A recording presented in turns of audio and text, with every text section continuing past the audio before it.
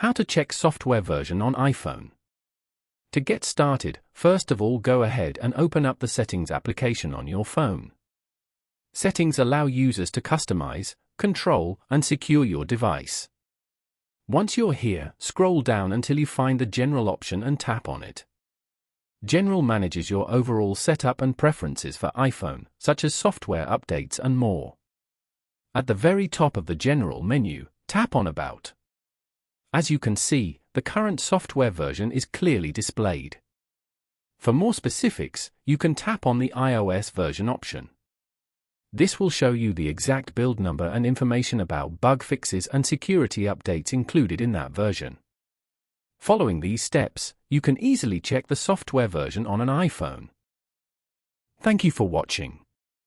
Please leave a like if this tutorial helped you, or leave a comment below if you have any questions related to the video.